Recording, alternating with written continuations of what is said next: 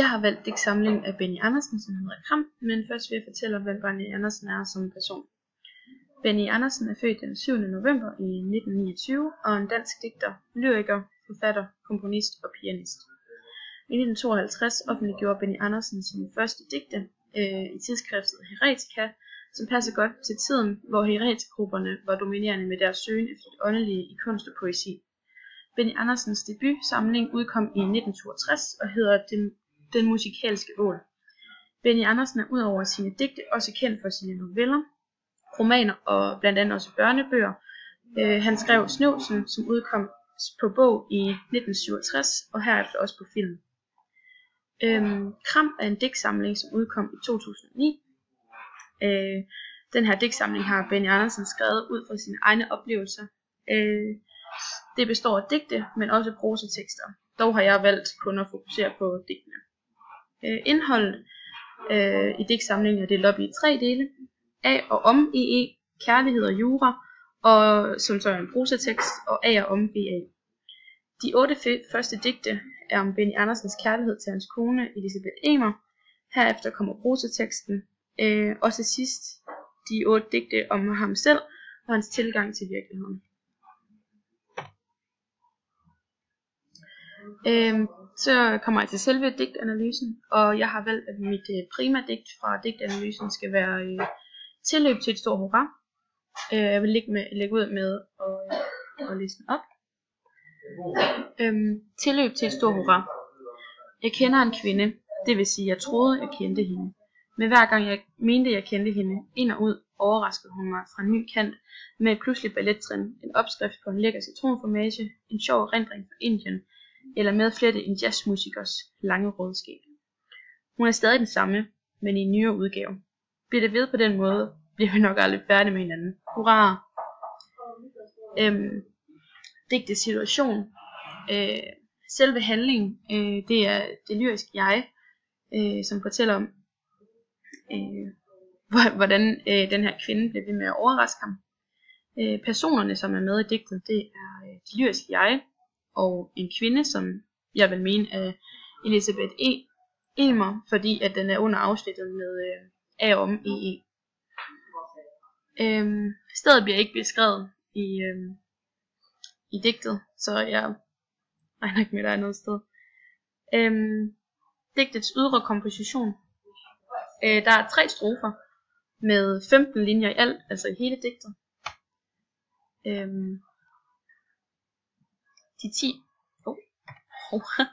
De 10 første verslinjer udgør første strofe, og der er 2 verslinjer i anden strofe, og 3 i det sidste strofe. Gentagelser er jeg og hende, hvilket er meget centralt for digtet, eftersom at digtet handler om den her kvinde, og jeg kommer jeg ind på lidt senere. Jeg vil ikke mene, at digtet her er melodisk, eller melodisk, jeg ved ikke, hvordan jeg skal udtale det, netop fordi, at der ikke er særlig mange rim i digtet. Og normalt ved et melodisk digt, så rimer digtet og har en fast rytme.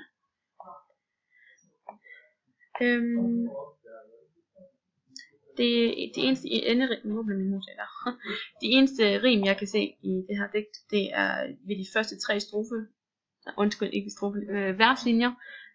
Jeg kender en kvinde, det vil sige, jeg troede, jeg kendte hende. Der er der enderim her, AA, men der er også den sidste 3, hvor der står kende hende en enkelt gang til. Så der er nogle enderim der. Alliteration ses der ikke tegn på. Og stavelsesrim, det eneste jeg kunne se, er titlen Tilløb til et stort hurra, hvor der er sat tryk på t'et.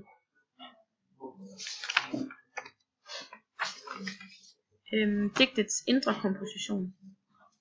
I første strofe, der er det lyriske jeg, der fortæller om en kvinde, som jeg formår EE.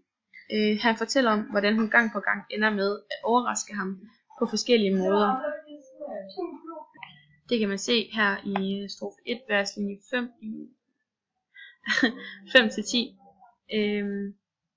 hvor der står, hun overraskede mig fra en ny kant med et pludseligt ballettrin, en opskrift på en lækker citronformage, en sjov erindring fra Indien, eller at flette en jazzmusikers lange rødskæg. hvilket også er meget positivt, fordi at hun bliver ved med at overraske ham fra en ny kant, hvilket får ham til at forelske sig mere og mere i hende. I første strofe bliver der også nævnt materialistiske ting, hverdagsting, som en opskrift på en lækker citronformage, som indikerer, at digtet er skrevet under nyrealismen. I første strofe beskriver Benny Andersen, hvordan han oplever virkeligheden med EE, hvilket også er et nyrealistisk træk, fordi for nyrealisterne er det ikke kun vigtigt at beskrive, hvad de oplever i realiteten, men også hvordan de oplever det. Så det er det, han tydeligt gør her i strofe 1.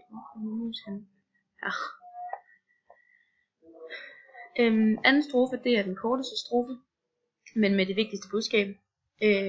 Selvom hun af og til overrasker BA på en ny kant, så vil hun stadig være den samme i hans øjne. Men bare i en nyere udgave, som han med tiden kan lære at elske lige så højt, som kvinden han først faldt for.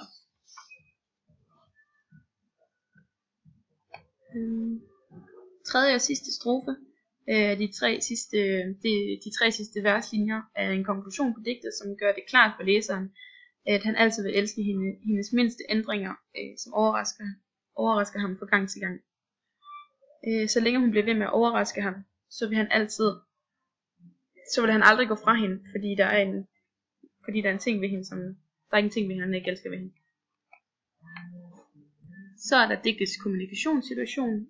Digtet er skrevet ud fra digterjeget, altså det lyriske jeg, hvilket man også kan se i strofe 1, linje 1 og 2 for eksempel. Jeg kender en kvinde, det vil sige, jeg troede, jeg kendte hende. Så derfor er det digterjeget, det er skrevet ud fra. Digterjeget har jeg nævnt før, jeg tror, at det er Benny Andersen, som har skrevet det til sin kone, Elisabeth.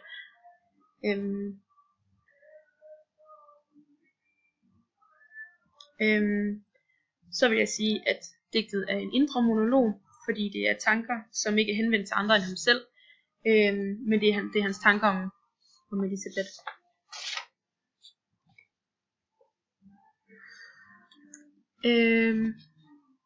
Digtets sproglige virkemidler.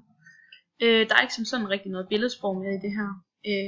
Ikke andet end konkrete hverdagsting, som man i forvejen kender til. Ting som ballettrin og citronformage og steder som Indien og jazzmusik og skæg og sådan noget. Gentagelsesfigurer. Der ses tegn på anafor ude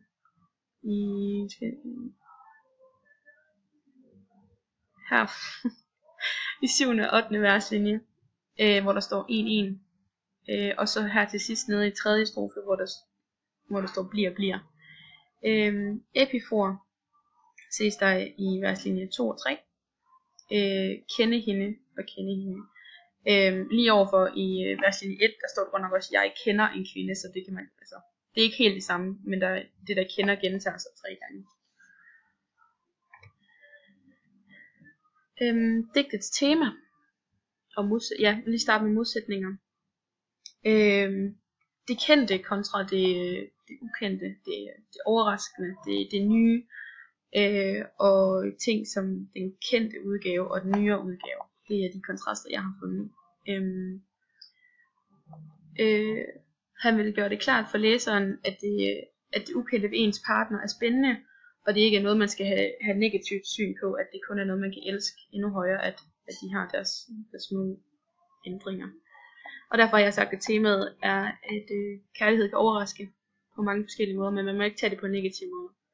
Og det fører også lidt til min tolkning, at det vante ved ens partner ikke nødvendigvis altid er det bedste, men at man hurtigt kan blive overrasket fra mange forskellige vinkler. Så kommer jeg til min perspektivering. Mit sekundære digt, og det er i samme digtsamling jeg har valgt, men det er under afsnittet af og om BA. Det hedder Selvglæde. Jeg har lige tænkt mig at læse det op først. Jeg har aldrig fundet lykken. Lykken har altid fundet mig. Har fulgt mig lige i hælene. Det er det træls indimellem. Hør lige en gang, kære lykke. Jeg skriver bedst, når jeg har en lille depression på. Så smut nu ud og leg. Gør nogle andre lykkelige. Der er mange, der kunne trænge til det. Ser du aldrig tv? Der bliver lykken flov og ked af det. og gør dermed mig ulykkelig. Hurra, tænker jeg straks. Dagens depression.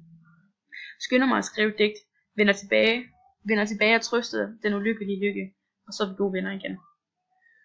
I det her digt der er der også nogle kontraster.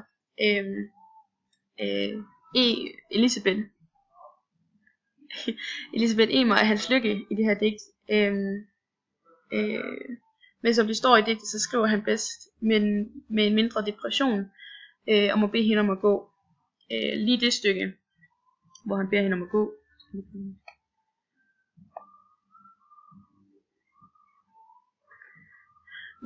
om at gå.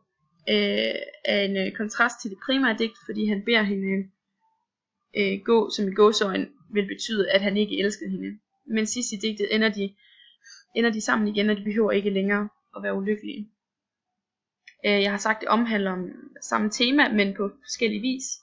I det primære digt fortæller Benny Andersen om hans kærlighed til E.E., men i det sekundære digt er han nødt til at skubbe Lykken, eller i det her tilfælde hende væk, i et stykke tid, for at kunne skrive digte.